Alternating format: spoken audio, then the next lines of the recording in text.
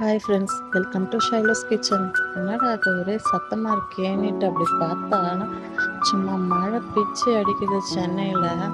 நல்லா குளு குளுன்ட்டு உடனே ஒரு யோசனை வந்துச்சு, இந்த கிளைமேட்டுக்கு நல்லா சூப்பராக ஒரு சூடாக காஃபி போட்டு குடிக்கலாம் அப்படின்னு சொல்லிட்டு நம்ம ஏன் ஹோட்டலில் போய் குடிக்கிறது, கேஃபச்சினோ காஃபி நம்ம வீட்லேயே ட்ரை பண்ணலாம் அப்படின்னு சொல்லிட்டு பாலை வச்சாச்சு. நல்லா இந்த மழை கிளைமேட்டுக்கு அதுக்கும் சுட சுடன்னு பாலை காசி நல்லா கொதிக்க வச்சு எடுத்தாச்சு. இப்போ ஒரு கிண்ணம் எடுத்து வச்சுட்டு அதில் வந்து நம்ம காஃபி பவுட்ரு, இன்ஸ்டன்ட் காஃபி தூள் எந்த ஒரு பிராண்டாக இருந்தாலும் ஓகே. இப்போ அந்த காஃபி பவுட்ரு இதில் வந்து ஒரு 2 பேக்கெட் நான் அதில் சேர்த்துருப்பேன், சின்ன ஃப்ரெஷ்ஷு. நீங்கள் உங்களுக்கு தேவையான அளவுக்கு சேர்த்துக்கோங்க. இதில் நான் ஒரு 5 ஸ்பூன் சுகர் ஆட் பண்ணுறேன். நம்ம அதுக்கு க்ரீமியாக ரெடி பண்ணணும்.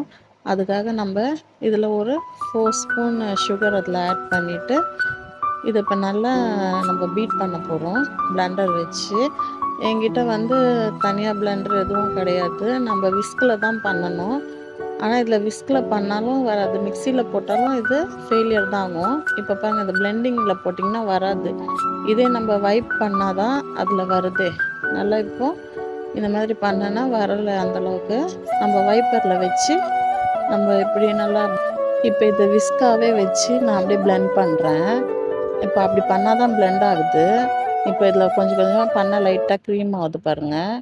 இப்போது இந்த இப்படியே நல்லா விஸ்கு பண்ண பண்ண பண்ண பண்ண நான் பிளெண்டிங் பண்ண பண்ண எப்படி கொஞ்சம் கொஞ்சமாக க்ரீமிங் ஆகுது பாருங்கள்.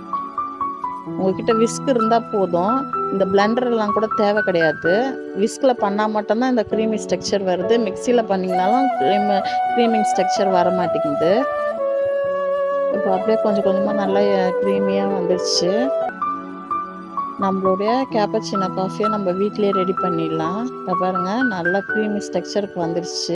இப்போ இது ஒரு 15 மினிட்ஸ் நல்லா பீட் பண்ணியாச்சு. இப்போ பாருங்கள், க்ரீமியாக வந்துடுச்சு. இப்போ 2 கப் காஃபிக்கு இது எக்ஸ்ட்ராவே ஓவர். இது அதிகமாக போட்டு வைக்கிறதும் வேஸ்ட்டு தான். நம்ம அப்படியே ஃப்ரெஷ்ஷாக இந்த க்ரீம் ரெடி பண்ணி யூஸ் பண்ணோன்னா தான் நல்லாயிருக்கும். ஃப்ரிட்ஜில் வச்சு போட்டோம்னால லைட்டாக ஃப்ரீசரில் அந்த ஸ்மெல் வரும். அதை விட நம்ம ஃப்ரெஷ்ஷாக அப்பப்போ போட்டுக்கலாம் இதை. இல்லை வேணும்னா ஃப்ரீசரில் நல்லா ஏர்டைட் கண்டெய்னரில் கொஞ்சமாக போட்டு நல்லா கிளாஸ் ஜாரில் போட்டு வச்சிங்கன்னா யூஸ் பண்ணிக்கலாம். இப்போ நான் இதை ரெடி பண்ணியாச்சு. இதை ஒரு 2 ஸ்பூன் இதில் ஆட் பண்ணிவிட்டு இப்போ நம்ம சூடாக காசி வச்சு அந்த திக்கான பாலை இதில் ஆட் பண்ணிக்கலாம். இதுக்கு மேலே திருப்பியும் அதே நம்ம பிளெண்ட் பண்ண அந்த க்ரீமை திருப்பி இதில் ஆட் பண்ண போகிறோம். ஆட் பண்ணிவிட்டு உங்கள்கிட்ட வந்து சாக்லேட் சிரப் இருந்தால் லைட்டாக மேலே ஆட் பண்ணிக்கலாம். அப்படி அது இல்லைன்னா லைட்டாக அந்த காஃபி தூளையே கொஞ்சமாக தண்ணி விட்டு அந்த ரொம்ப திக்கான அந்த காஃபி டிகாஷன் மாதிரி அதை லைட்டாக மேலே போட்டு ஒரு குச்சியில் அப்படியே சும்மா டிசைனிங் பண்ணிட்டிங்கன்னா நம்ம ஹோட்டல் ஸ்டைலில் நம்ம வீட்லேயே ரெடி பண்ண கேப்பச்சினோ காஃபி ரெடி. அவ்வளோதான், சிம்பிளாக ஆனால் செம டேஸ்டியாக எம்மியாக இருக்கும். இதை இப்போ ஒரு ஒன்ஸ் நீங்கள் ட்ரை பண்ணிட்டீங்கன்னா ஹோட்டலுக்கே போக மாட்டீங்க. வீட்லேயே அவ்வளோ டேஸ்டியான கேப்பச்சினோ காஃபி ரெடி.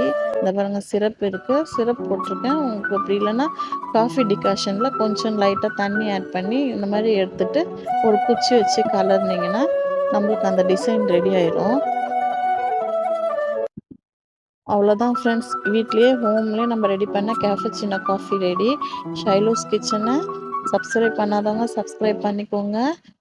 இதை ஷேர் பண்ணுங்கள், லைக் பண்ணுங்கள்.